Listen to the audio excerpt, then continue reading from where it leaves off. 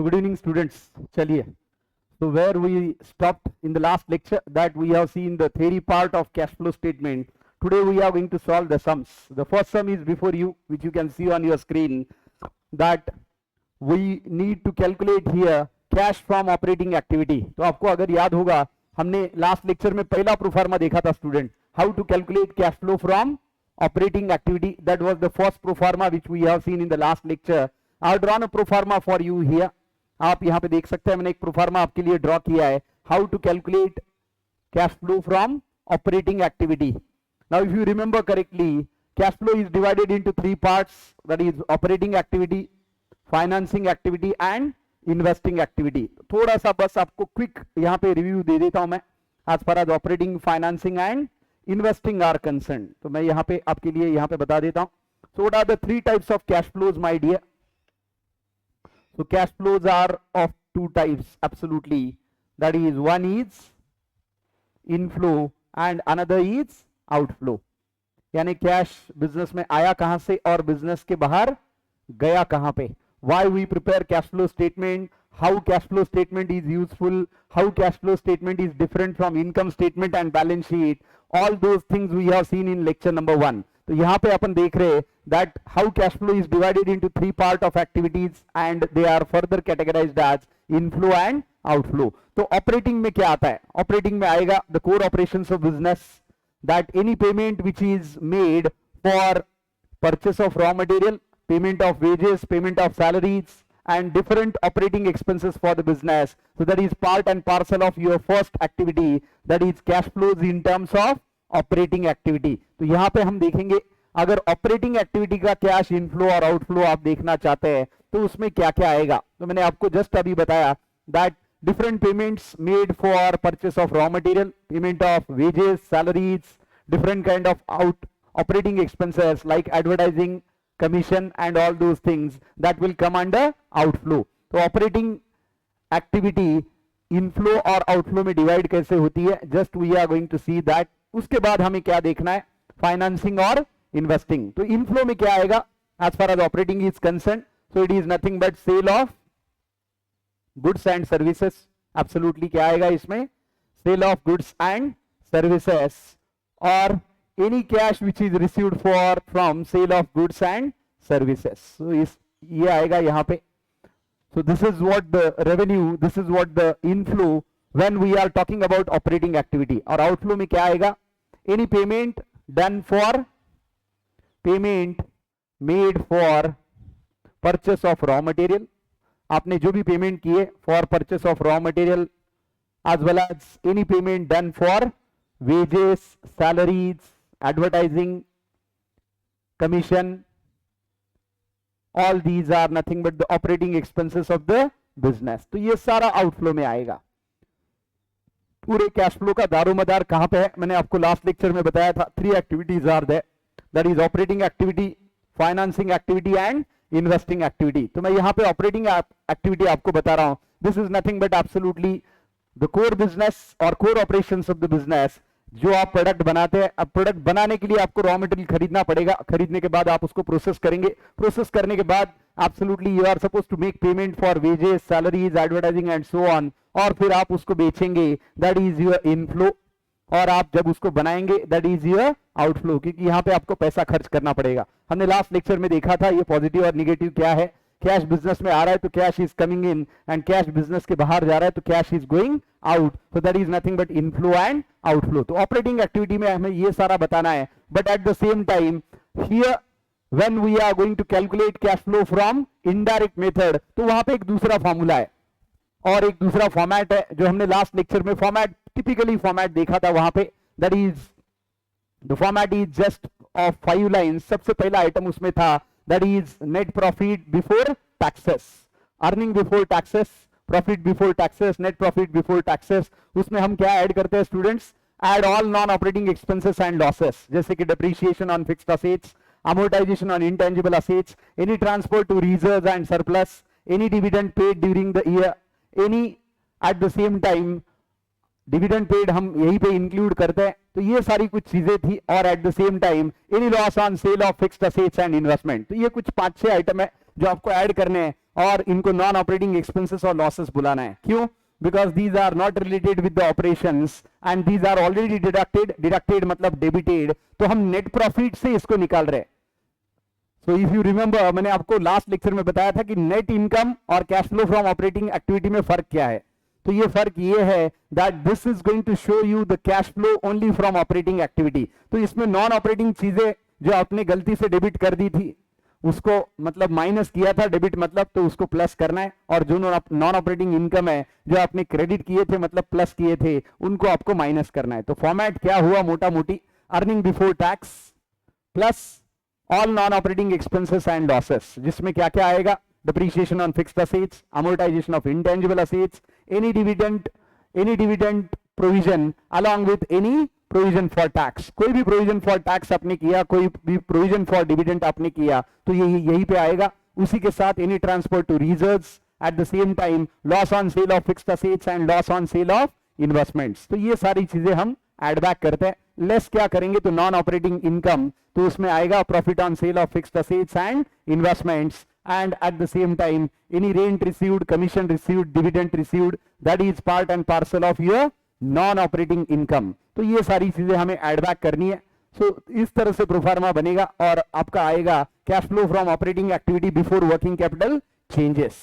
उसमें आप working capital की चेंजेस अभी ऐड करेंगे। मैंने एक फॉर्मेट आपको बताया था, increase in current assets is decrease in cash, decrease in current asset is increase in cash, increase in current liability is increase in cash and decrease in current liability is decrease in cash। तो इस तरह से हम उसको भी add less करेंगे, जो inflow है उसको प्लस करेंगे, यानी जहां पे कैश इंक्रीज हो रहा है वो प्लस होगा, जहां पे कैश डिक्रीज हो रहा है वो माइनस होगा।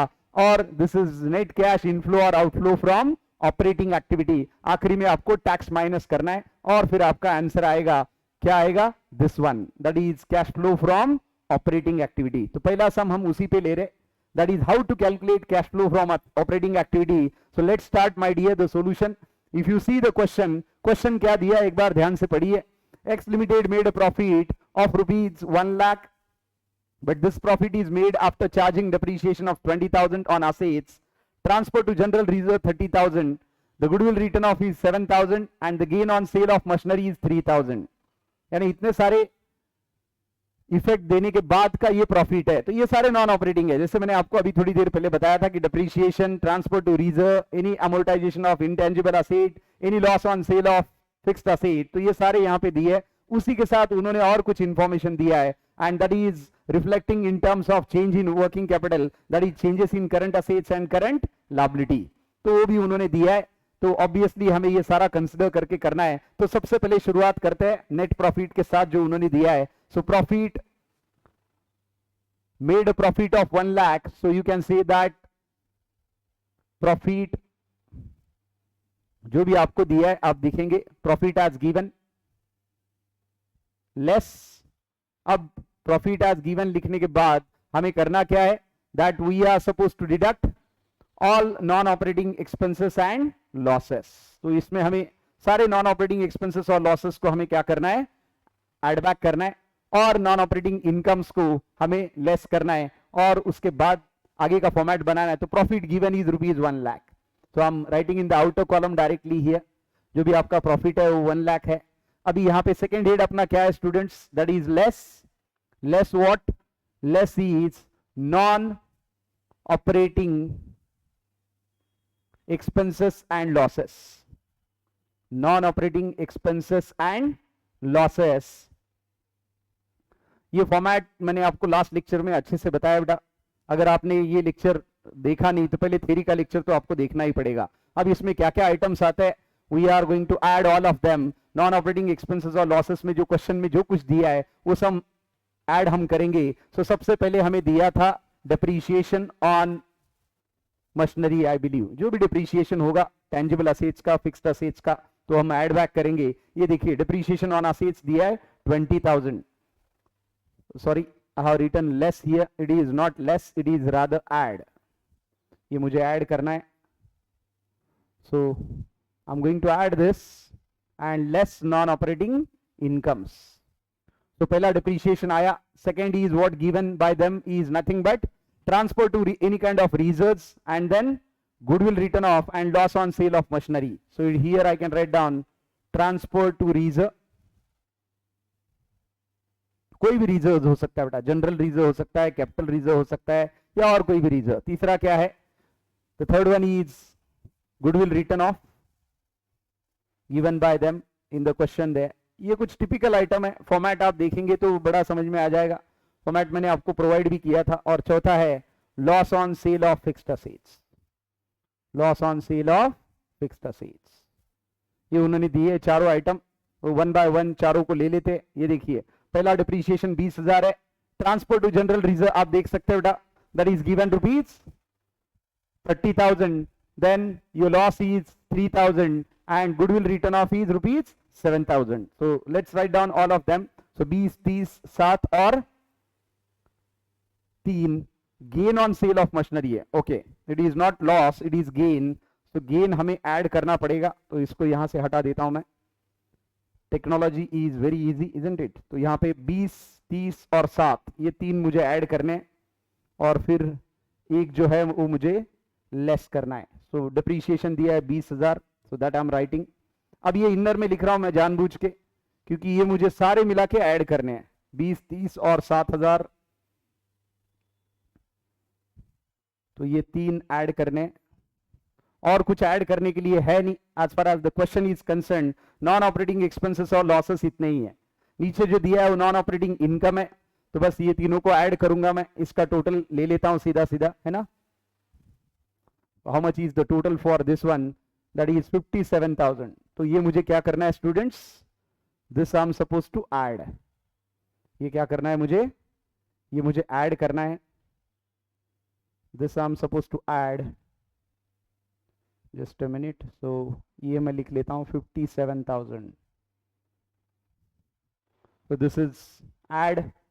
ये ऐड वाला हेड है. इसके बाद आएगा आपका लेस. लेस क्या करेंगे बेटा? लेस करेंगे हम non operating income and gains. तो less is non operating incomes. जैसे एक्सपेंसेस एंड लॉसेस होते हैं, वैसे नॉन ऑपरेटिंग इनकम और गेन भी होते हैं, और वो दिए सम्स में, incomes and gains. So that we are going to consider for calculation of all these things. उसमें एक ही चीज उन्होंने दी है, and that is profit on sale of profit on sale of machinery. एक ही आइटम उन्होंने दिया है यहाँ पे. And how much is that? That is 3,000 I believe. Yes, ये देखिए, the gain on sale of machinery, profit on sale of machinery is 3,000. तो एक ही आइटम लेस का है, बाकी सारे ऐड वाले हैं.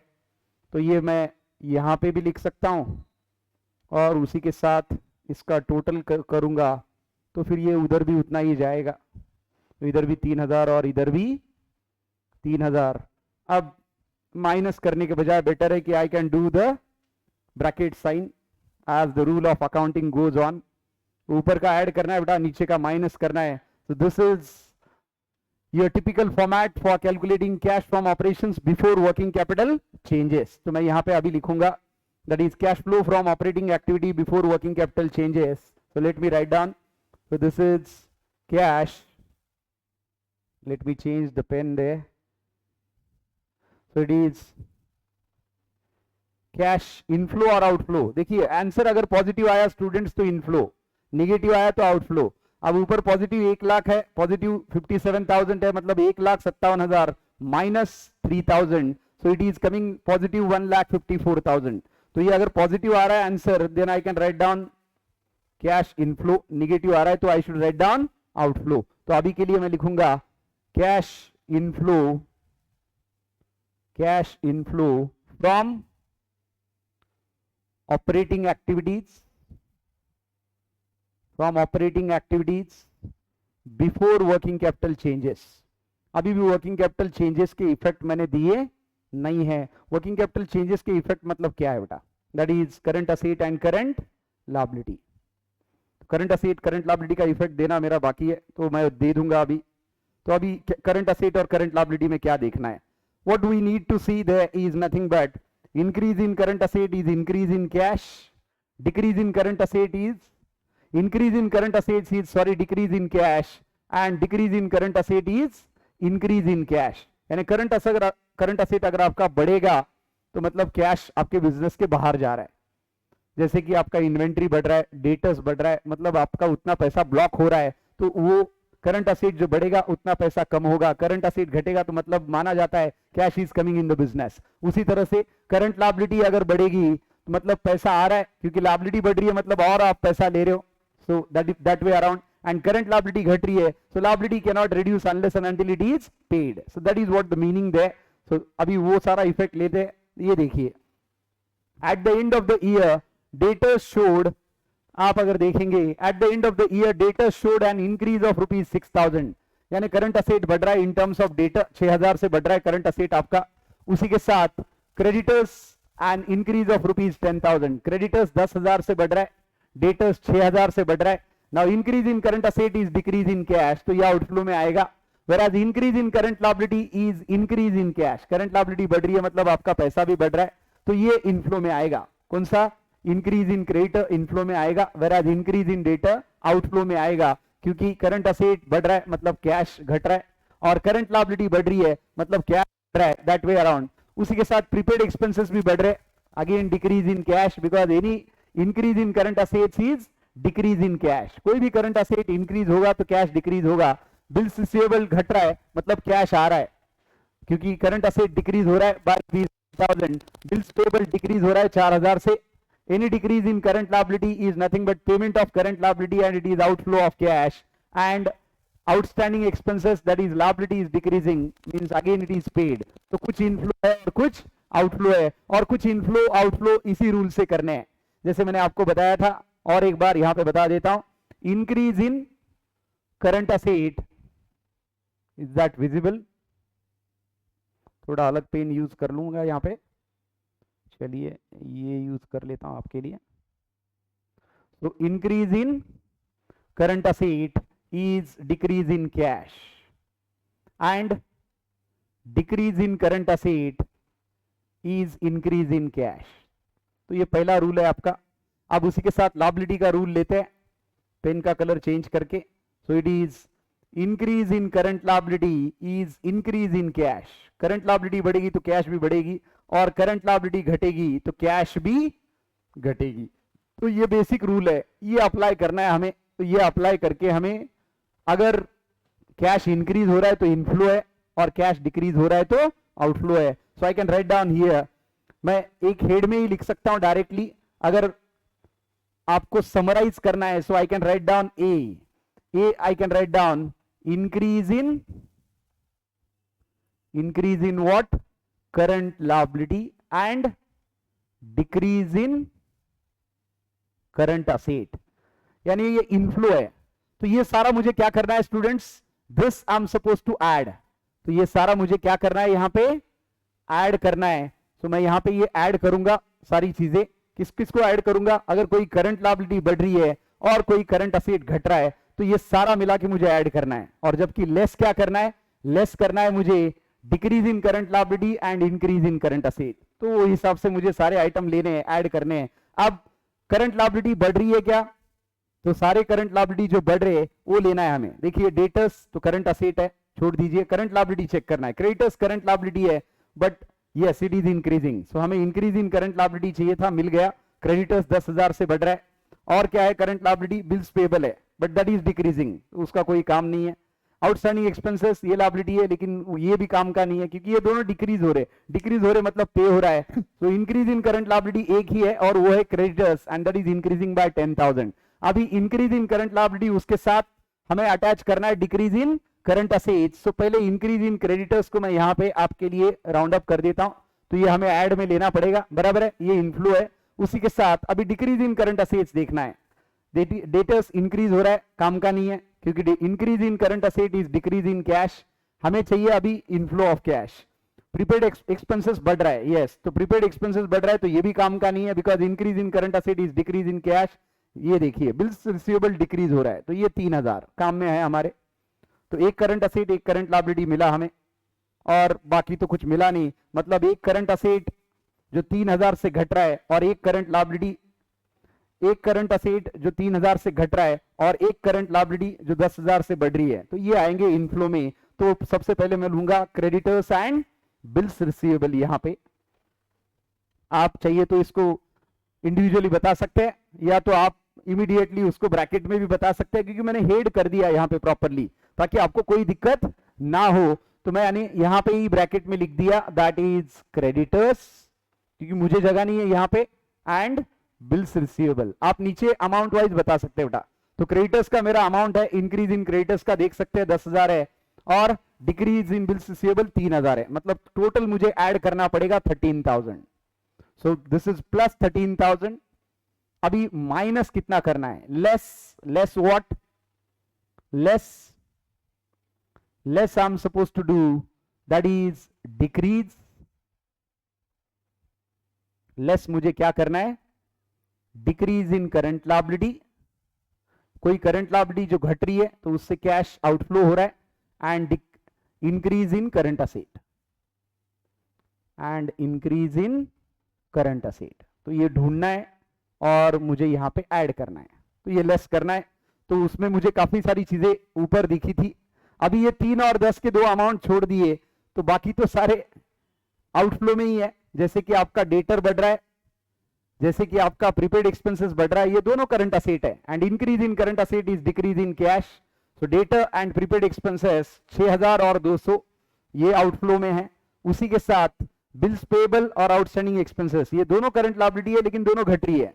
घट रही है मतलब पे कर रहे हैं आप लायबिलिटी पे करेंगे तो फिर आउटफ्लो हो जाएगा।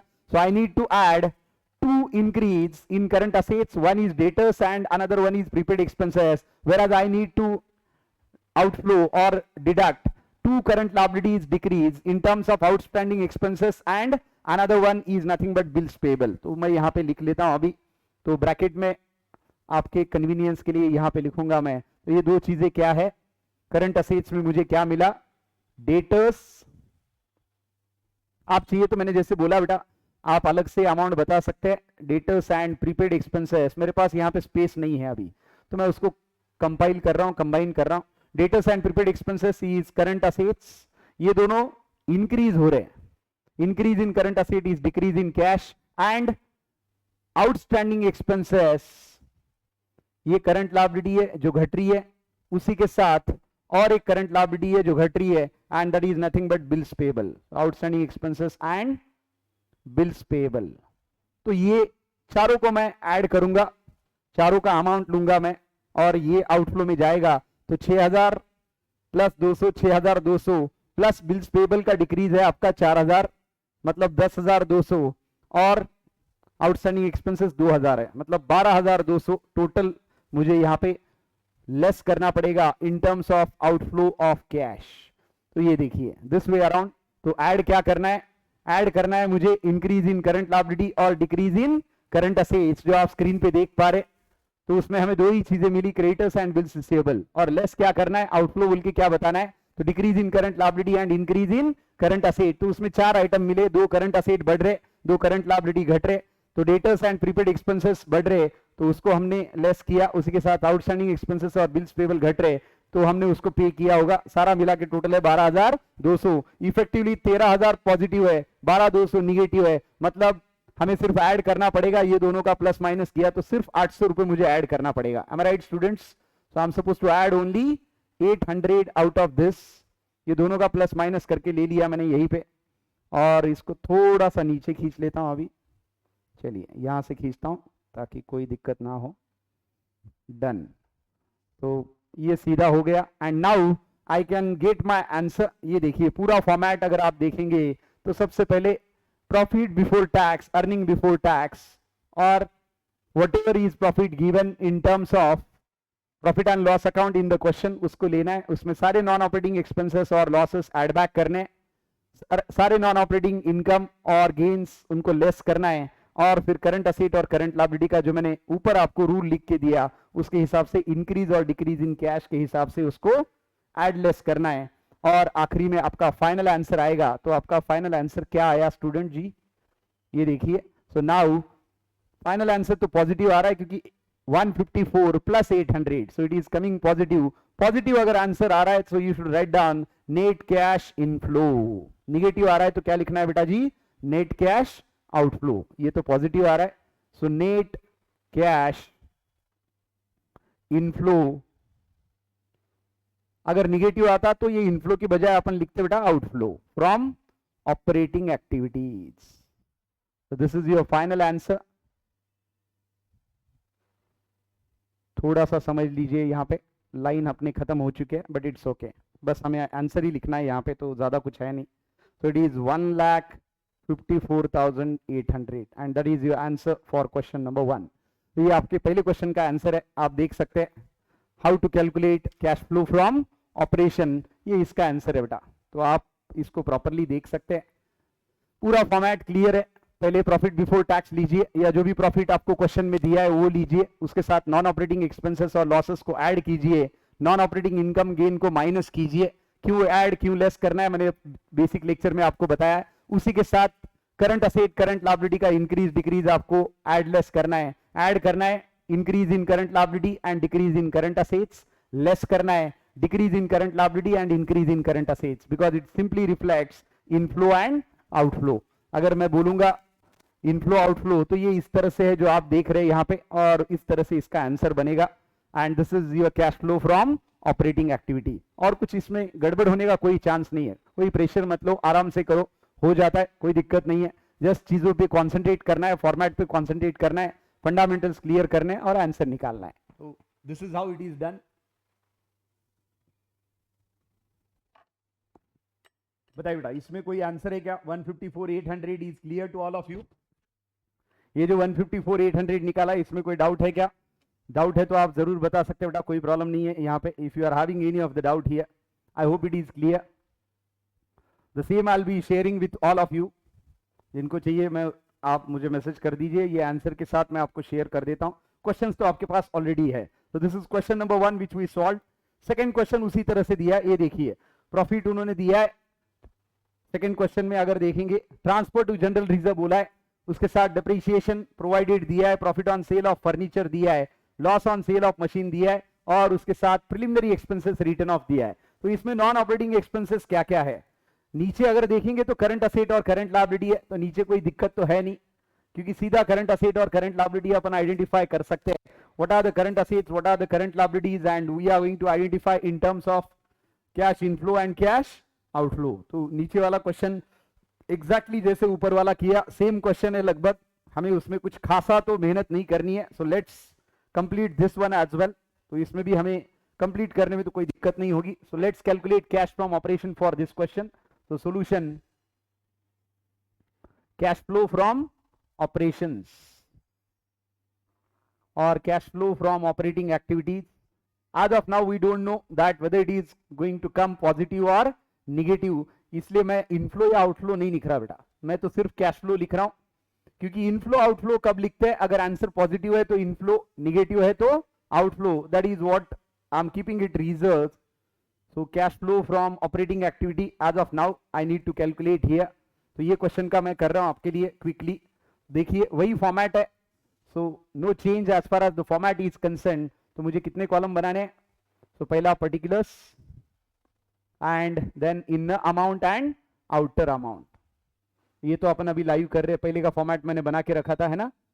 तो आपको ऐसा ना लगे कि लाइव क्वेश्चन सर ने किया नहीं, तो लाइव भी मैं कर रहा हूं आपके लिए. तो this way around let's do it.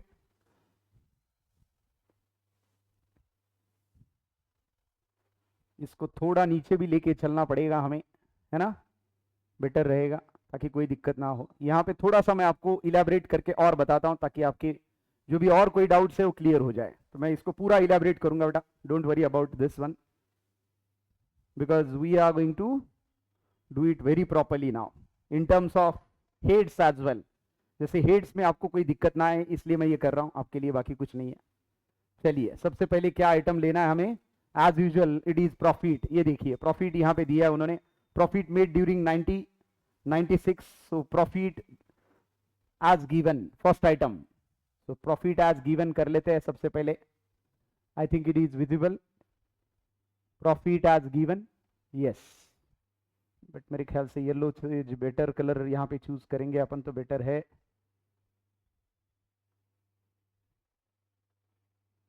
Okay चलिए इसको लेते हैं। सो प्रॉफिट आज गिवन, जो प्रॉफिट दिया है वो ले लेंगे अपन। कितना दिया बेटा? 50,000 दिया है।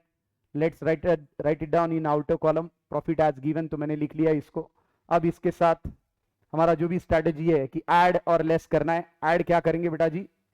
ऐड करेंगे, ऐड व्हाट? ये स्टूडेंट्स ऐड क्या करेंगे? हाँ, non operating expenses and losses. तो add non operating expenses and losses by the format non operating expenses and losses। तो इनको हमें ऐड करना है, तो इनको हम ऐड करेंगे। और क्या क्या दिया है उसमें? नॉन ऑपरेटिंग एक्सपेंसेस और लॉसेस में क्या क्या है students? Let's check out this one कि नॉन ऑपरेटिंग एक्सपेंसेस और लॉसेस में हमारे पास क्या क्या अवेलेबल है। तो उसके लिए आप अगर देख पाएंगे तो सबसे पहले हमें दिया है नॉन ऑपरेटिंग एक्सपेंस क्या है, तो ये ट्रांसपोर्ट टू रिजर्व है सबसे पहले। उसके बाद डिप्रीशिएशन भी है। Profit on sale of income non operating income है। Loss on sale of machinery ये नॉन ऑपरेटिंग लॉस है। और प्रिलिमिनरी एक्सपेंसेस रिटर्न ऑफ ये भी नॉन ऑपरेटिंग आपका एक्सपेंडिचर है। तो चार चीजें ऐड करनी है बस। Profit on sale of furniture less करना है क्योंकि वो नॉन ऑपरेटिंग इनकम है। और बाकी फिर करंट असेट करंट लायबिलिटी का तो रूल के हिसाब से इनफ्लो आउटफ्लो में ट्रांसफर करना है। तो चारों चीजें ऐड करते बेटा वन बाय वन। तो सबसे पहले क्या दिया है? The first one given is transfer to reserve, then depreciation, then loss. तो first one is transfer to reserve, सबसे पहले ट्रांसफर टू रिजर्व। उसके बाद डिप्रीशिएशन, उसके बाद loss on sale of fixed assets या जो भी दिया है उन्होंने देख लेते हैं। और चौथा है preliminary expenses return of, preliminary expenses return of. ये देखिए ये चारों आइटम अपने पास अवेलेबल है, तो चारों को लेते हैं। क्या क्या है इसमें बेटा? ट्रांसपोर्ट टू रीजर है 10,000, डिप्रीशिएशन है 20,000, लॉस 10,000 है और प्रिलिमिनरी एक्सपेंसेस 10,000 है। मतलब 10, 20, 10 और 10। So I'm going to write down all of them under add. So it is 10, 20, then again 10 as per the question and finally 10 again. तो ये सारे हमें क्या करने हैं बेटा जी? Less non add non operating expenses और लॉसेस है ये, तो हमें ये सारे क्या करने हैं? ऐड करने हैं। We are suppose to add them. और ये ऐड का टोटल कितना है? How much is the total of add here? Add का टोटल करेंगे तो ये बनेगा 50,000। am I right? तो ऐड 50,000 लेस देखते हैं क्या करना है, कितना करना है, that we need to check. वैसे लेस में आएगा क्या? Less is what? Let's change the colour first. Less is what? Less non operating income and gains. so it is less non-operating income and gains। बड़ा आसान है बेटा cash flow from operating activity निकालना। यही format आपको follow करना है, एकदम क्लियर है, ज्यादा कुछ दिक्कत है नहीं। तो इसमें एक ही आइटम दिया है आपको and that is profit on sale of, check कीजिए, profit on sale of furniture दिया है 5,000, बस उतना एक ही आइटम है।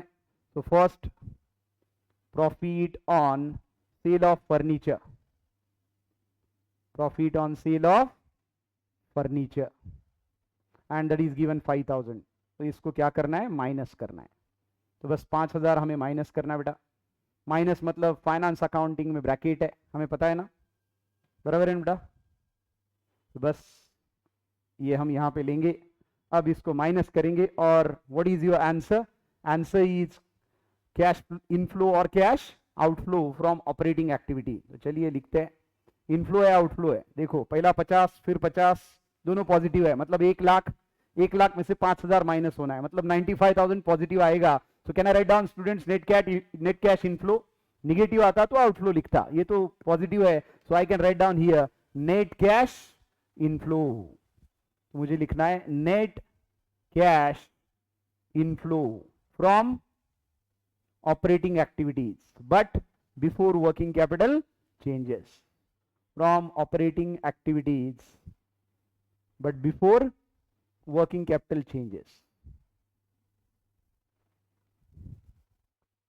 कोई गलती होने का चांस नहीं बेटा, अगर आप अच्छे से करेंगे, ध्यान देंगे तो फॉर्मेट याद रखेंगे तो कोई दिक्कत होने वाली है नहीं यहाँ पे।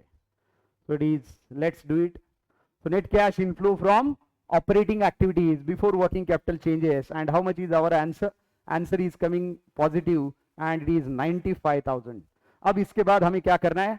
Add and less, ये रूल अप्लाई करना है हमें।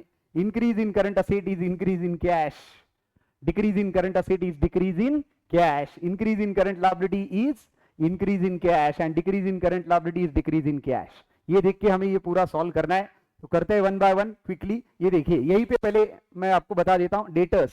Check the 2 years figure given, first is 1995 1996। Obviously हमें करंट ईयर को कंपेयर करना है लास्ट ईयर के साथ, सो 96 का हमें कंपैरिजन करना है 95 के साथ और बताना है इंक्रीज हो रहा है या डिक्रीज हो रहा है। So let's check. डेटर आपका करंट असेट है, बिल्स रिसीवेबल करंट असेट है, right students? Stock is the current asset, prepaid expense is the current asset. तो 4 करंट असेट है, नीचे के 3 करंट लायबिलिटी है। देखते हैं, increase in current asset is decrease in cash my dear and decrease in current asset is increase in cash।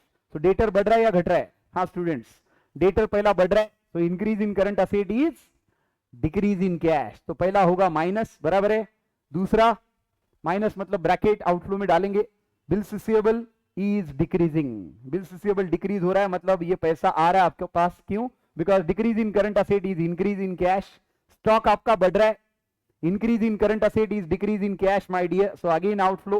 and prepaid expenses आपका बढ़ रहा है, so again ये outflow है because it is increase in current asset। तो 3 current asset बढ़ रहे, एक घट रहा है, एक आएगा inflow में because decrease in current asset is increase in cash। तो सिर्फ bills receivable आएगा inflow में, बाकी तीनों outflow में जाएंगे।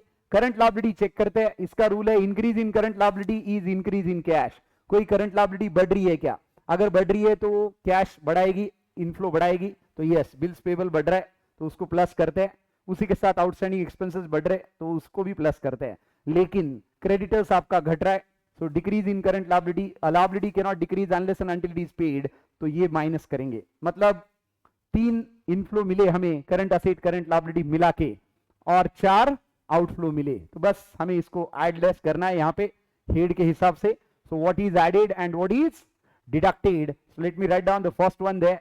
सबसे पहले पहला लिख लेता हूं मैं। सबसे पहला क्या लिखना है मुझे? I am suppose to write down add. क्या लिखना है मुझे? एड। इनफ्लो पहले लिख लेता हूं बेटा जी, है ना? क्या लिखूंगा? इंक्रीज इन, हाँ बोलिए बेटा, increase in current liability and decrease in current asset. तो यहां पे मैं आपको हेड वाइज करके बताऊंगा। अभी ऊपर हमने क्लब किया था क्योंकि जगह कम था, तो यहां पे मैं हेड वाइज करके बताऊंगा आपको। Increase in current liability and decrease in current assets. तो ऐसे कितने आइटम मिले हमें? इंक्रीज इन करंट लायबिलिटी में 2 मिले, एक बिल्स पेबल और दूसरा आउटस्टैंडिंग एक्सपेंसेस, और करंट असेट में मिला बिल्स रिसीवेबल। तो चलिए ये तीनों को लिख देते हैं, बिल्स पेबल, आउटस्टैंडिंग एक्सपेंसेस और नेक्स्ट आइटम जो भी है आपका। तो first one is bills payable, second outstanding expenses my dear, and third कौन सा करंट असेट डिक्रीज हो रहा था? That is bills receivable. तो ये तीनों को हमें क्या करना है? ये तीनों को हमें ऐड करना है। क्यों? Because increase in current liability is increase in cash. Current liability बढ़ रही है मतलब कैश आ रहा है आपके पास, और करंट लायबिलिटी घट रही है मतलब कैश जा रहा है, आउटफ्लो हो रहा है। तो ये तो कैश आ रहा है आपके पास, तो ये तीनों ऐड करेंगे। तो डिफरेंस ले लेते हैं पहले बिल्स पेबल और आउटस्टैंडिंग एक्सपेंसेस का। बिल्स पेबल देखिए बेटा, पहले 15 था अभी 25 है, मतलब 10 का इंक्रीज है। आउटस्टैंडिंग एक्सपेंसेस पहले 3 था अभी 4 है, मतलब 1 का इंक्रीज है। तो 10,000 और 1,000, और बिल्स रिसीवेबल पहले 7 था फिर 5 हुआ, तो डिक्रीज इन करंट असेट 2,000 से है। तो 10, 1 और 2, ऐसे 3 फिगर ऐड हमें करने पड़ेंगे। तो बिल्स पेबल 10,000 से है, addition change from last year to previous year, और ये 1000 से है और ये 2000 से है। तो ये 3 ऐड वाले फिगर हो गए हमारे, है ना। उसी के साथ हमें क्या करना है, डिक्रीज भी करना है अभी, तो डिक्रीज वाला भी ले लेते हैं। तो ऐड कितना करेंगे बेटा जी, एक बार क्रॉस चेक कर लेते हैं कि बराबर है क्या। ये देखिए 10, 1 और 2 करेक्ट है, यानी total 13,000 we need to add in total, so plus 13,000 ऊपर वाले फिगर में। अब लेस डाल देते हैं यहां पे, लेस इज व्हाट, लेस उसके ऊपर जो लिखा है उसके एग्जैक्टली अपोजिट। तो ऊपर आपने क्या लिखा था बेटा जी, ऊपर आपने लिखा था increase in current liability and decrease in current assets. नीचे आप क्या लिखेंगे, नीचे आप लिखेंगे, नीचे आप लिखेंगे, चलिए नीचे हम लिखेंगे बेटा जी increase in what, current asset and decrease in current liability, decrease in current liability. Liability घट रही है मतलब आप पे कर रहे, असेट बढ़ रहा है मतलब आप उसको खरीद रहे, तो दोनों आउटफ्लो बताते हैं, इसलिए इसको लेस करना है बेटा जी और आउटफ्लो में लेना है। So that is what the logic is very easy, so that we have seen a number of times as well. मैं थोड़ा सा बढ़ा लूं इसको, यहां पे ले लेता हूं ताकि कोई दिक्कत ना हो। So it can be done, yes done. तो अभी बाकी आइटम ले लेते हैं। ये देखिए लेस में कितने आइटम है, तो पहले मुझे इंक्रीज इन करंट असेट लेना है। तो करंट असेट कौन सा बढ़ रहा है, डेटर्स बढ़ रहे, 10 का 15 हुआ, 95 में 10 था, 96 में 15 हुआ, करंट असेट बढ़ रहा है तो कैश आउटफ्लो हो रहा है। स्टॉक पहले 15 था अभी 18 हो रहा है, तो ये भी बढ़ रहा है मतलब ये भी आउटफ्लो है। उसी के साथ प्रीपेड एक्सपेंसेस पहले 2 थे अभी 3 है, तो ये भी आउटफ्लो है। 3 करंट असेट बढ़ रहे तो तीनों आउटफ्लो में जाएंगे, और 1 करंट लायबिलिटी घट रही है। क्रेडिटर्स पहले 20 था 18 हो गया, मतलब आपने पे किया इसलिए लायबिलिटी घट रही है। तो 4 चीजें मुझे ऐड करनी, लेस करनी पड़ेगी आउटफ्लो में, डेटा, स्टॉक, प्रीपेड एक्सपेंसेस और creditors. So I can write down all of them. So first is debtors, right, उसके बाद स्टॉक, उसके बाद प्रीपेड एक्सपेंसेस एंड फाइनली एक करंट लायबिलिटी जो घट रही है दैट इज क्रेडिटर्स, है ना। तो 4 आइटम बस हमें आउटफ्लो में लेने हैं और 1 बाय 1 डिफरेंस लेंगे। डेटर्स देखिए, डेटर्स बढ़ रहा है 5000 से 10 का 15 हो गया, स्टॉक बढ़ रहा है 3000 से 15 का 18 हो गया, तो पहले का 5 फिर 3, प्रीपेड एक्सपेंसेस का 1, 5 3 1 और क्रेडिटर्स का 2, 5 3 1 2, these are the amounts.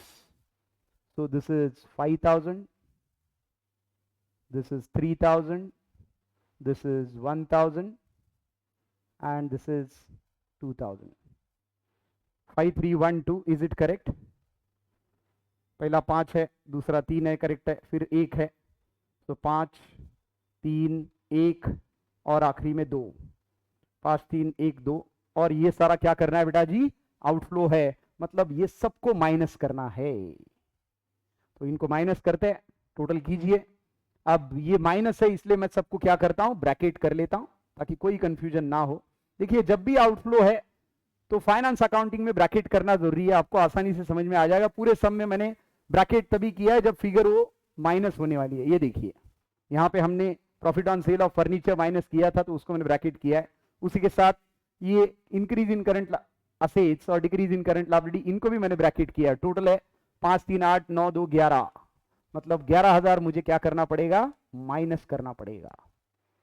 तो पहले पॉजिटिव है 95, 95 में 13 ऐड करने हैं, 11 माइनस करने हैं, मतलब ये 13 प्लस 11 प्लस 13 माइनस 11, मतलब 2000 प्लस ही करने। ऊपर वाले टोटल में बस 95 प्लस 2 97 कर लेता हूं बेटा। तो ये आंसर पॉजिटिव है या निगेटिव है बताइए। Yes it is positive, and positive means it is net cash inflow from operating activities, so that is your answer here. और अगर इसके नीचे टैक्स पेड दिया है तो बस वो माइनस करना है, so that is your final answer. So net cash inflow, अगर ये आंसर माइनस होता तो उसको क्या लिखते, आउटफ्लो लिखते। तो net cash inflow from operating activities, तो ये आपका आंसर हुआ, फाइनल आंसर हुआ इसका।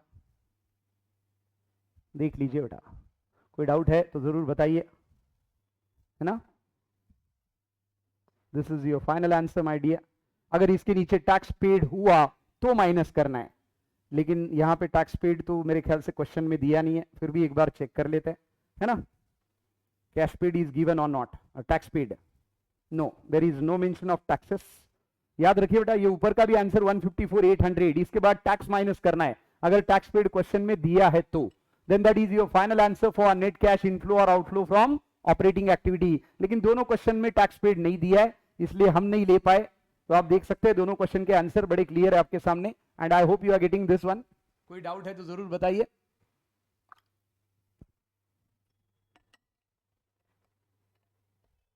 यहां पे मैंने काफी डिटेल करके आपको सारा बताया है कि इसको किस तरह से सॉल्व करना है, how to solve this one.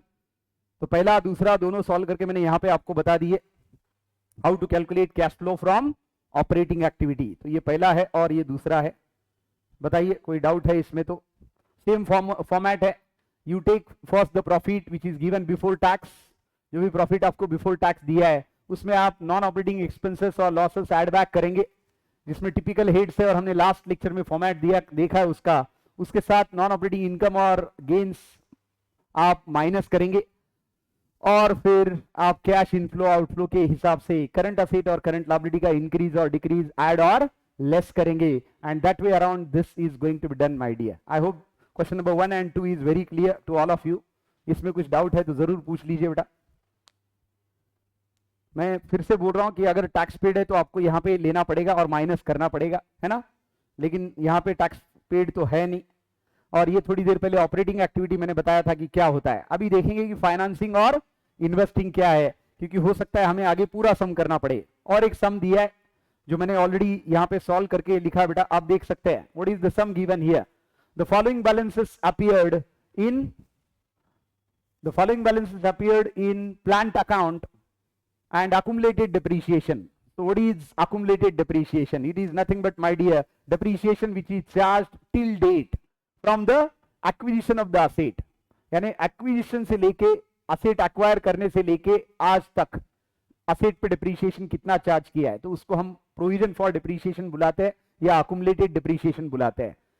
सिर्फ depreciation क्या होता है? It is depreciation only for a specific period, maybe for a year, maybe for current year or last year, that way around। simply depreciation जब हम बोलते हैं तो depreciation का सीधा साधा मतलब है कि वो साल का depreciation, या तो current year का या तो last year जो भी सम में दिया है। लेकिन accumulated depreciation का मतलब क्या बेटा? accumulated depreciation मतलब it is depreciation which is charged right from beginning of the asset acquisition of the asset till date, तब से लेके अब तक कितना depreciation चार्ज हुआ है। ऑब्वियसली ये depreciation माइनस किया आपने asset की जो एक्विजिशन कॉस्ट है उसमें से, तो आपको नेट बुक वैल्यू मिलेगी एसेट की। नेट बुक वैल्यू मतलब मान लीजिए आपने एसेट खरीदा था 2 करोड़ में और आज तक का अकुमुलेटेड डिप्रीशिएशन उस पे है 1,50,00,000। तो एसेट खरीदा 2 करोड़ में, आज तक का अकुमुलेटेड डिप्रीशिएशन उसका है 1,50,00,000। मान लीजिए 10 साल पुराना एसेट है, तो आज की book value, net book value उसकी 50 लाख है। मतलब एसेट आप 50 लाख में बेचेंगे तो नो प्रॉफिट नो लॉस, 50 के ऊपर बेचेंगे तो प्रॉफिट में, 50 के नीचे बेचेंगे तो लॉस में। This is what accumulated depreciation, my dear। accumulated depreciation is nothing but depreciation which is charged till date। और याद रखिए accumulated depreciation is having a opposite balance to the asset account। यानी अगर आप asset account का balance क्या होता है हमने देखा है, asset account is always having debit balance, so accumulated depreciation should have a credit balance। क्यों? क्योंकि ये अभी तक का डिप्रीशिएशन है, माइनस करना पड़ेगा एसेट से तभी वैल्यू आएगी। तो वो बैलेंस से, डेबिट से ये क्रेडिट माइनस करना पड़ेगा। इसलिए याद रखिए एसेट का बैलेंस पॉजिटिव, एसेट का बैलेंस डेबिट, सॉरी, और accumulated depreciation on that particular asset balance is credit। why? because it is deducted from the gross value of the asset। तो यहां पे दिया है प्लांट अकाउंट और आपको बैलेंसेस दिए 2003 31 मार्च 2023 और 31 मार्च 2004, ऐसे 2 बैलेंसेस दिए।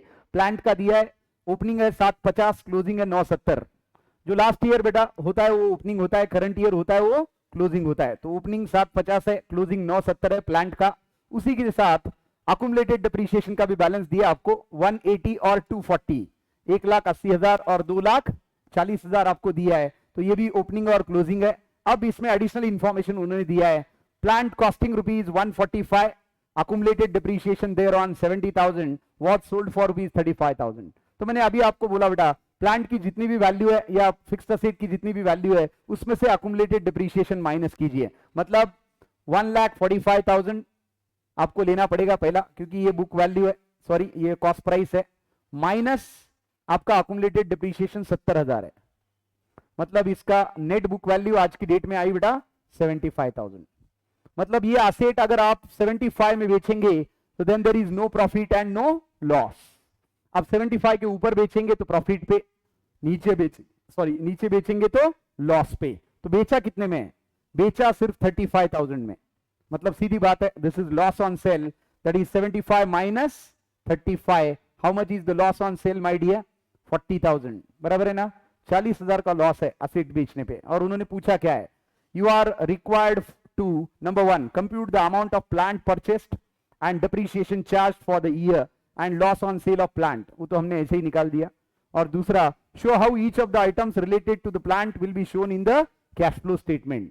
ये कैश फ्लो में कैसे बताएंगे? ठीक है, अपन सारा कर लेते हैं, मैंने ये करके ही रखा है, आप देख सकते हैं यहाँ पे दो अकाउंट बनाया बेटा मैंने, प्लांट अकाउंट और accumulated depreciation on plant account। जैसे मैंने आपको बोला that asset account should always have debit balance, तो last year opening, current year closing, so 2 opening है लास्ट ईयर 2003 का 750 और बाय क्लोजिंग करंट ईयर 970, जो आप देख सकते हैं स्क्रीन पे आपके।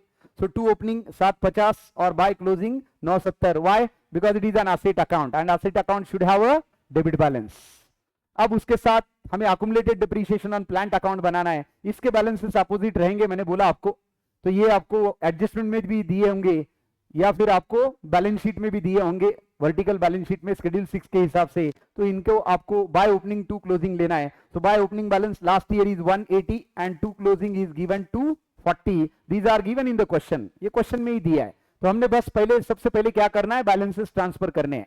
तो last year is opening, current year is closing, no matter the account is asset और a liability, but asset account should have a debit balance, so it is to opening and by closing, and liability account should have a credit balance, so it is by opening and to closing. तो मैंने 2 opening लिखा asset account का, plant account का देख सकते हैं 750 और by closing लिखा 970, जो आपको क्वेश्चन में दिया है। उसी के साथ अकुमुलेटेड डेप्रिसिएशन ऑन प्लांट का बैलेंस आपका बाय ओपनिंग बैलेंस है आपका 1,80,000 और टू क्लोजिंग बैलेंस है आपका 2,40,000। तो ये बैलेंसेस सिर्फ मैंने लिखे हैं जो क्वेश्चन में दिए है। अब उन्होंने जो दिया है वो मैंने यहाँ पे एनालाइज किया। ये देखिए, प्लांट का कॉस्ट, ओपनिंग कॉस्ट था 1,45,000, यानी जब खरीदा था तब 145 का था, उसमें आज तक का depreciation that is accumulated depreciation is 70,000। तो असेट का नेट वैल्यू आया 75,000 जो मैंने आपको बताया यहाँ पे, लेकिन बेचा आपने सिर्फ और सिर्फ 35,000 में। तो 75 माइनस 35 मतलब आपको 40,000 का लॉस हुआ है।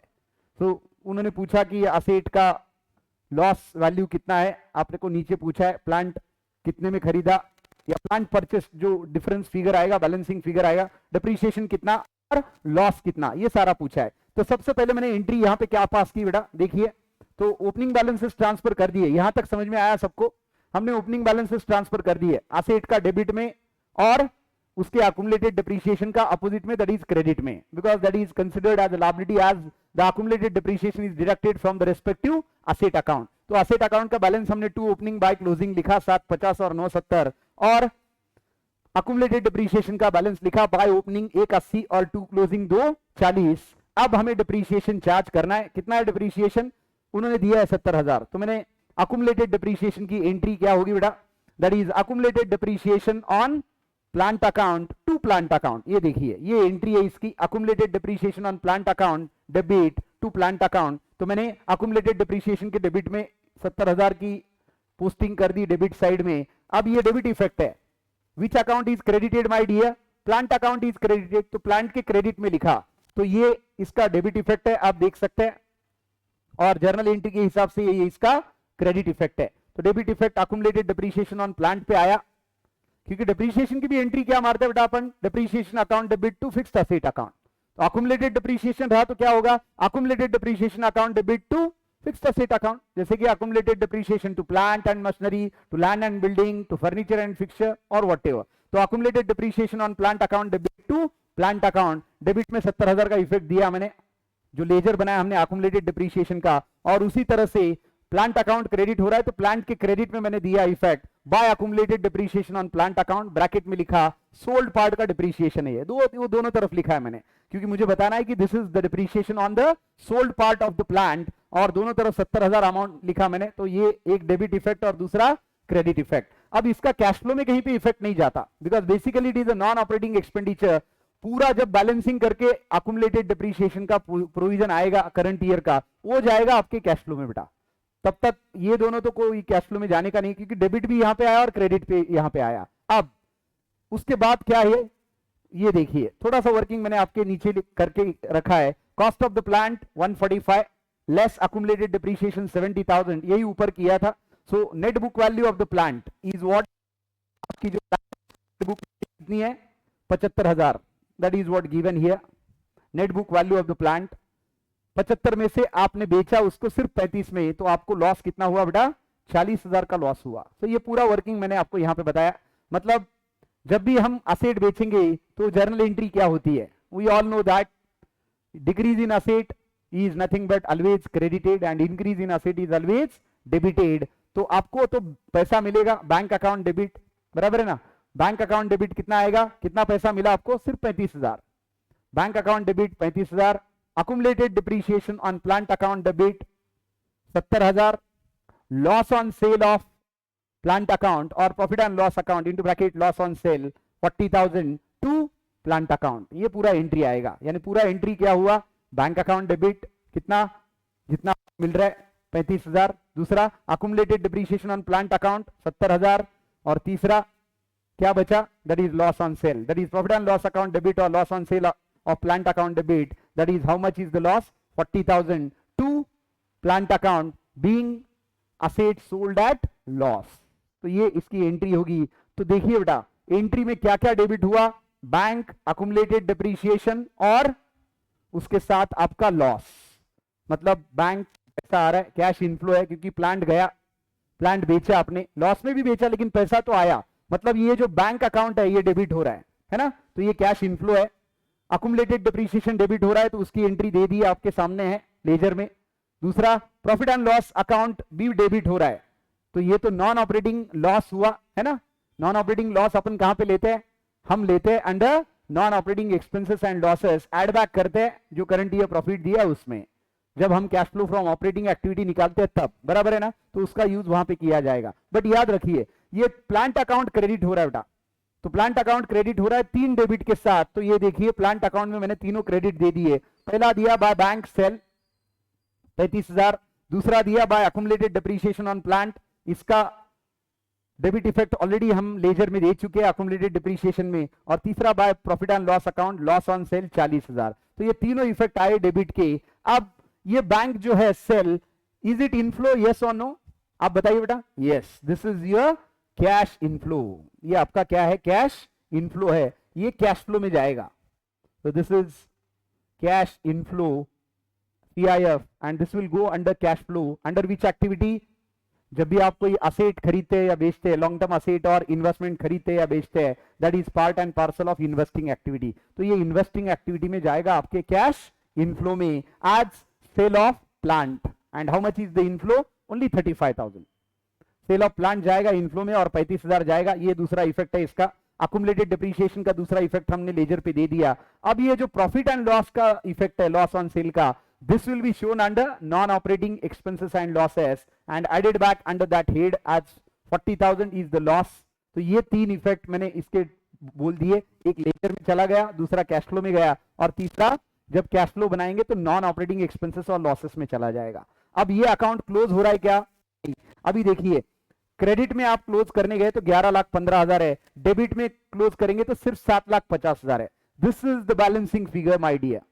तो आपको अगर याद होगा मैंने बार बार बोला था, if an asset increases because of 2 reasons, as long as it is a long term fixed asset, as it is a fixed assets or long term investment, either due to purchase of new asset or due to sale of existing fixed assets on profit। तो यहां पे तो profit का cell का chance ही नहीं है क्योंकि loss पे बेचा है। मतलब आपका जो भी बैलेंसिंग फिगर आएगा, तो बैलेंसिंग फिगर कैसे निकाला मैंने, पहले ये मैंने चारों का टोटल लिया बेटा, एंड दैट इज कमिंग 11,15,000। और डेबिट में मेरा सिर्फ है 7,50,000, तो ये दोनों का डिफरेंस मैंने लिया, दैट डिफरेंस इज कमिंग 3,65,000 और difference is credit, sorry, because credit side is more than debit side. अब असेट में अगर डेबिट बैलेंस हो रहा है तो हम जानते हैं कि asset can increase only because of two reasons, either purchase of new asset और sale of existing asset at profit. अभी एग्जिस्टिंग असेट प्रॉफिट पे तो बेचा नहीं, लॉस पे बेचा है, मतलब ये आपका परचेस है बैलेंसिंग फिगर 3,65,000, जो मैंने आपको देख सकते हैं लेजर में लिखा है यहाँ पे, to bank purchase balancing figure 3,65,000। ये भी आएगा आपका कैश इनफ्लो में बेटा, और कौन से एक्टिविटी में आएगा? इन्वेस्टिंग में ही आएगा।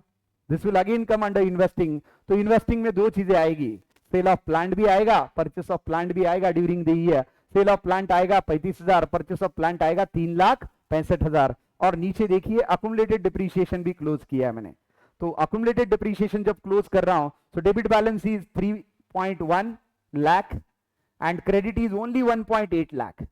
So difference is 3.1 minus 1.8, difference आ रहा है 1,30,000। ये आपका बच्चे वाला डिप्रीशिएशन है। बच्चे वाला मतलब on remaining part of the plant which is not at sold, क्योंकि आपने बस पार्ट ऑफ प्लांट सोल्ड किया था। बच्चे वाला प्लांट तो आपके पास है तो उस पर डिप्रीशिएशन फिर से चार्ज करना पड़ेगा। तो जो भी बैलेंसिंग फिगर है that accumulated depreciation debit side is more than credit side and balancing figure is 1,30,000, वो मैंने लिखा profit and loss current year depreciation में। तो ये जाएगा आपके नॉन ऑपरेटिंग एक्सपेंसेस और लॉसेस में। तो ये डिप्रीशिएशन का इफेक्ट जाएगा आपका, जैसे आपका loss on sale of plant add होगा नॉन ऑपरेटिंग लॉस बोल के, ये नॉन ऑपरेटिंग एक्सपेंस बोल के ऐड होगा क्या? That is accumulated depreciation on plant 1,30,000। तो ये cash flow from operating activity में ऐड होंगे। ऊपर का लॉस कितना? 40,000 का, और ये डिप्रीशिएशन 1,30,000 का। तो ये दो इफेक्ट इसके कैश फ्लो में जाएंगे। उसी के साथ कैश इनफ्लो और आउटफ्लो के प्लांट के इफेक्ट जाएंगे। प्लांट परचेस्ड और प्लांट सोल्ड। प्लांट परचेस्ड है आपका 3,65,000 और प्लांट सोल्ड है 35,000, मतलब इनफ्लो 35,000 का और आउटफ्लो 3,65,000। ये इस तरह से पूरा बनाए बेटा, आप देख सकते हैं। This is what the working they. ये मैंने आपको क्लास में भी समझाया था कि asset accounts are always having debit balances and liabilities are having credit balances. तो इसलिए असेट लेते time to opening by closing लेते हैं, लायबिलिटी लेते time by opening to closing लेते हैं। टू ओपनिंग मतलब लास्ट ईयर, बाय क्लोजिंग मतलब करंट ईयर, बाय ओपनिंग मतलब लास्ट ईयर, टू क्लोजिंग मतलब current year for the various assets and liabilities. उसी हिसाब से ये सॉल्व करके रखा है और आप इसको समझ सकते हैं। इसी तरह से और एक सम नीचे दिया है जो आप सॉल्व कर सकते हैं as far as cash flow is concern. तो अभी तक हमने क्या किया? सिर्फ cash flow from operating activity के दो सम किए मैंने, और आपको और एक सम बताया that is for depreciation and accumulated depreciation. Just for your reference मैंने आपको जैसे बताया कि जब भी असेट आप बेचते हैं तो एंट्री क्या होती है? It is bank account debit to asset account, और जब भी खरीदते हैं तो asset account debit to bank account, as simple as that. And by modern method of accounting, increase in asset is debited, decrease in asset is credited, and by traditional method, debit what comes in the business, credit what goes out of the business. तो asset आ रहा है मतलब खरीद रहे तो asset account debit to bank account रहेगा, और asset अगर आप बेच रहे तो पैसा आ रहा है तो debit the receiver, bank account debit to asset account। या फिर आप मॉडर्न मेथड से भी जा सकते हैं, but entry will be one and the same. तो वो एंट्री के हिसाब से ये सारे ट्रांजैक्शन हमने दिए। Hopefully you are getting all these three sums, जो दो मैंने आपके सामने यहाँ पे सॉल्व किए। Cash flow from operating activity एक पर्टिकुलर फॉर्मेट बताया जो थ्योरी के साथ पूरा कोरिलेट करता है, जो हमने लास्ट लेक्चर में लिया था। और उसी के साथ हमने और एक चीज देखी, that is how to solve accumulated depreciation and asset account, और उसके इफेक्ट कैश फ्लो में कहां पे जाते हैं। तो इसका वर्किंग मैंने आपको प्रॉपर करके बताया, एंट्री के साथ करके बताया। ये ऐसा ही क्वेश्चन आप एग्जाम में एक्सपेक्ट कीजिए बेटा, because this way around you need to prepare a ledger account in terms of plant and accumulated depreciation. मान लीजिए अकुमुलेटेड डिप्रीशिएशन नहीं दिया क्वेश्चन में, सिर्फ डिप्रीशिएशन दिया, तो फिर ये दूसरा लेजर जो अकुमुलेटेड डिप्रीशिएशन बनाया, ये बनाने की कोई जरूरत हमें नहीं है। क्यों? क्योंकि अकुमुलेटेड डिप्रीशिएशन नहीं दिया तो मत बनाओ, as simple as that. Then that is only current year depreciation they have given, which is directly shown to the asset account credit side, depreciation account debit to plant account. लेकिन यहां पे accumulated दिया था तो हमें अलग से laser बनाना पड़ा, क्योंकि उसके ओपनिंग क्लोजिंग बैलेंसेस भी दिए थे। तो जरूरी नहीं हर बार हम अकुमुलेटेड बनाए। अकुमुलेटेड का दूसरा नाम है बेटा provision for depreciation account, and that is always given on liability side और that is given in the adjustment. तो ये इस तरह से करना है। और एक याद रखिए, अगर ये एडजस्टमेंट में दिया प्रोविजन फॉर डिप्रीशिएशन या अकुमुलेटेड डिप्रीशिएशन, तो उसके दो इफेक्ट देने पड़ेंगे। तो दो इफेक्ट क्या होते हैं, एक तो लेजर में आएगा by opening to closing, provision for depreciation या अकुमुलेटेड डिप्रीशिएशन के लेजर में। याद रखिए अकुमुलेटेड डिप्रीशिएशन का ही नाम बेटा प्रोविजन फॉर डिप्रीशिएशन है, तो इसी लेजर में आपको बाय ओपनिंग टू क्लोजिंग बताना है। दूसरा इफेक्ट क्या करना है, जो कंसेंट वैल्यू ऑफ असेट दी है उसमें ऐड करना है, अगर एडजस्टमेंट में आपको ये बैलेंसेस दिए तो एडजस्टमेंट में दिए तो क्या करेंगे, प्लांट के ओपनिंग बैलेंस में अकुमुलेटेड डिप्रीशिएशन का ओपनिंग बैलेंस ऐड करेंगे, प्लांट के क्लोजिंग में अकुमुलेटेड डिप्रीशिएशन का बैलेंस ऐड करेंगे, क्लोजिंग में क्लोजिंग का और ओपनिंग में ओपनिंग का। और दूसरा effect ledger account by opening और to closing. This is what exactly we are going to approach this particular sum in terms of cash flow statement for any asset account and its accumulated depreciation। कोई भी asset और उसका accumulated depreciation अगर आपको पूछा तो इस तरह से उसके इफेक्ट देने हैं। I hope you are enjoying this particular lecture my dear। We have solved 3 sums very precisely। कोई भी इसमें डाउट है तो आप जरूर पूछ सकते हैं। All 3 are very clear। और मैंने अभी तक तो सिर्फ ऑपरेटिंग पे ही पूरा ध्यान दिया है और उसके साथ हमने एक कंसेप्ट देखा दैट इज accumulated depreciation का। I hope you are enjoying this lecture। See you in the next lecture for next part of the sum। अब यहां पे कुछ दिया है आपको, कैलकुलेट कैश फ्रॉम ऑपरेशंस। तो हमें क्या करना है बेटा, सिर्फ non operating expenses and losses identify करने हैं, नॉन ऑपरेटिंग इनकम और गेन आइडेंटिफाई करने हैं, ये प्रॉफिट एंड लॉस अकाउंट में से। अब देखिए सैलरी तो ऑपरेटिंग है, क्यों, बिना सैलरी की बिजनेस चलेगा नहीं। नॉन ऑपरेटिंग में क्या क्या आता है, depreciation, preliminary expenses return of, amortization of intangible asset, transfer to any reserve, along with that any provision for tax, any provision for dividend, कोई भी provision for tax, कोई भी provision for dividend, कोई भी loss on sale of fixed assets and investments, and along with कोई भी profit on sale of fixed assets and investment। ये आएंगे नॉन ऑपरेटिंग एक्सपेंसेस लॉसेस में और नॉन ऑपरेटिंग इनकम और गेन में। तो यहां पे अगर हम देखेंगे तो क्या क्या अवेलेबल है हमारे पास, salaries, rent, depreciation. Salaries rent तो ऑपरेटिंग हुए, डिप्रीशिएशन नॉन ऑपरेटिंग है, इसको हमें ऐड बैक करना पड़ेगा क्योंकि ये नॉन ऑपरेटिंग है, बराबर है क्या बेटा, this is what non operating. तो डिप्रीशिएशन को मैं टिक कर रहा हूं। Loss on sale of building ये भी ऐड करेंगे, गुडविल रिटर्न ऑफ ये भी ऐड करेंगे, प्रोपोज डिविडेंड भी ऐड करेंगे, प्रोविजन फॉर टैक्स भी ऐड करेंगे। क्यों, जैसे मैंने अभी बोला that your provision for dividend and provision for tax both are non operating expenses, back, यानी 5 चीजें हम ऐड करेंगे। पहला दूसरा लॉस ऑन सेल ऑफ, तीसरा गुडविल रिटर्न ऑफ, चौथा प्रोपोज डिविडेंड, चौथा प्रोविजन फॉर टैक्स, और लेस क्या करेंगे, profit on sale of machinery है, इसको हमें क्या करना पड़ेगा, हमें इसको लेस करना पड़ेगा। और उसी के साथ कमीशन अक्रूड है, that is commission accrued in the type of it is a non operating income, ये दोनों को हमें लेस करना है। अब बोलेंगे डिविडेंड रिसीव्ड क्यों नहीं, dividend received is part and parcel of your investing activity my dear, तो ये cash flow from operating activity में नहीं आएगा। और यहां पे तो सिर्फ ऑपरेटिंग बोला है, मतलब जो भी आपको प्रॉफिट दिया है, कितना प्रॉफिट दिया है, ये 97, तो ये 97 में हमें क्या करना है बेटा, ये जो 97 दिया है इसमें ये 5 जो आइटम मैंने टिक करके रखे डेबिट में वो ऐड करने हैं, 2 आइटम में जो क्रेडिट दिए है उसको लेस करना है, and that is your final answer, that is cash flow from operating activity. आप बोलेंगे sir salary, rent, wages, opening stock of raw material, purchases of raw material, audit fees, advertising, selling expenses, ये सारे कैसे expenses है, all these are operating expenses my dear. तो ये तो non operating है नहीं, और ऑपरेटिंग है तो ऑब्वियसली अलाउड है, तो उसको कुछ टच करने की जरूरत नहीं है। हमें cash flow from operating activity निकालते टाइम ये देखना है कि नेट प्रॉफिट में और कैश फ्लो में फर्क होता है। तो नेट प्रॉफिट आपका 97 आया, अब ऊपर के अगर सम्स में देखें तो आपका प्रॉफिट कितना था ये देख सकते हैं, ये देखिए बेटा यहाँ पे प्रॉफिट 1 लाख है लेकिन कैश फ्लो कितना आया 154,800। तो this is what the difference my dear, कि cash inflow from operating activity and net profit are not one and the same. क्यों, क्योंकि cash inflow from operating activity ये कैश बेसिस पे निकालते हैं और जो नेट प्रॉफिट है वो अक्रूवल बेसिस पे निकालते हैं, इसीलिए ये दोनों में फर्क आता है। और बिजनेस जानना चाहता है कि बिजनेस के पास कैश कितना है, so that it can try for declaring dividend, it can pay short term liability and long term liability. तो प्रॉफिट तो 1 लाख है, लेकिन कैश अवेलेबल कितनी है ऑपरेटिंग एक्टिविटी की 154,800 है. सेकेंड क्वेश्चन में प्रॉफिट 50,000 था, लेकिन कैश अवेलेबल 97,000 है आपके पास.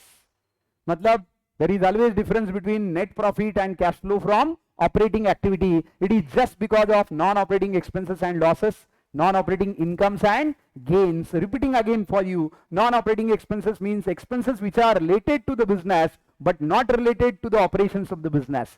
Depreciation, amortization of intangible assets, depreciation of fixed assets, any transfer to reserve, any provision for tax, any provision for dividend, along with that any loss on sale of fixed assets and investments, and at the same time any preliminary expenses written off. तो ये कुछ typical items है जो आपको add back करने और क्या less करना है. तो it is profit on sale of any fixed assets and investments, along with that any commission received, along with that rent received, commission received, ऐसे चीजें रही तो हम उसको लेस करेंगे. क्यों? क्योंकि ये नॉन ऑपरेटिंग इनकम है, not the income from core operations of the business, that is production of a particular product and sell it into the market. So that is what all about the operating activities, my dear. Hope you got all these 4 sums. मैंने 4 सम आपको बताए, 2 खुद मैंने solve किए आपके सामने, तीसरा मैंने आपके लिए सॉल्व करके लाया था in the form of plant and accumulated depreciation. चौथा मैंने आपको बोला कि ये 97 में आप 5 ऐड कीजिए, depreciation, loss on sale of building, goodwill written off, proposed dividend और provision for tax. तो ये पांचों ऐड कीजिए और profit on sale of machinery और कमीशन अक्रूड ये दोनों माइनस कीजिए. आपका आंसर रहेगा नेट कैश इनफ्लो और outflow from operating activity. So I hope you enjoyed these sums. In the next lecture we'll see the entire sum of cash flow there. Till then, let me know if you are having any doubt out of this. Thank you and have a wonderful evening ahead. God bless you.